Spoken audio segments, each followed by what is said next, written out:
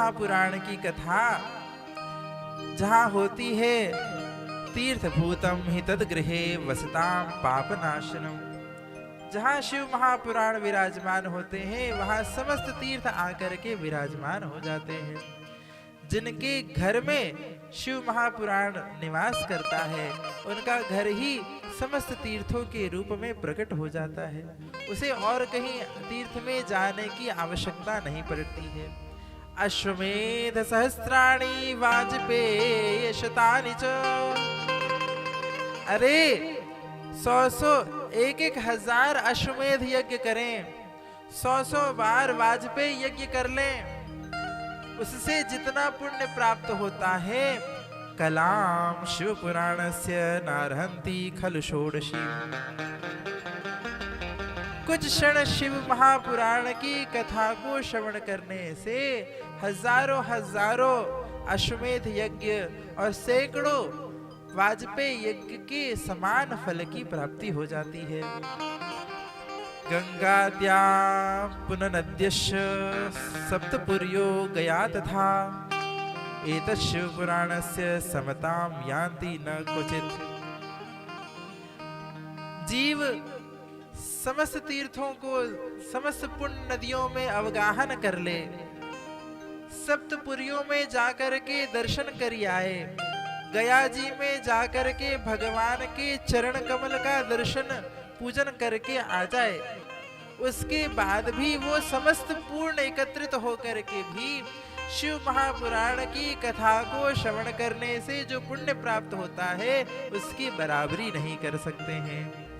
एतत् शिव पुराणम पूजये नित्यमादरा सभुक्त हेवाखिलान कामानन्ते शिव पदम लभे। जो नित्य प्रति शिव महापुराण को श्रवण करते हैं, उसका पूजन करते हैं, एक श्लोक अथवा तो आधा श्लोक भी उसका पठन करते हैं, उसके लिए कह रहे हैं सभुक्ते वाखिलान कामान अन्ते शिव पदे लभे, शिव पदम लभे। उनके समस्त कामनाएं पूर्ण हो जाती हैं, संसार के समस्त भौतिक इच्छाओं की भी पूर्ति हो जाती है, समस्त कामनाओं की प्राप्ति हो जाती है और साथ में अंतिम काल में वह जीव भगवान शिव पद को प्राप्त करता है। शैवं पुराणममलं शिव स्वर्गमादरात् सेवनीयं प्रयत्नेन बृहद्रेण सुखेप्नुना।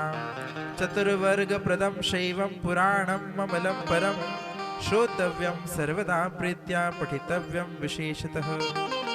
इसलिए समस्त वेद इतिहास शास्त्र सबका यह सार है, श्रेयस्कर है। शैवम पुराण विशेषज्ञम सर्वथा ही मुमुक्षुभिः, जो मुमुक्षु जन हैं, जिनको धर्म अर्थ काम तीनों की प्राप्ति करते हुए अंत में मोक्ष की प्राप्ति की अभिलाषा है, जो मोक्ष को प्राप्त करना चाहते हैं, इस जन्म मरण के चक्र से छूट करके मुक्ति की अभिलाषा करते हैं, उनको सबसे सब कुछ छोड़ करके एकमात्र शिव भगवान शिव महापुराण के आश्रय में आकर के शिव महापुराण का नित्य सेवन पठन वाचन दर्शन पूजन करना चाहिए।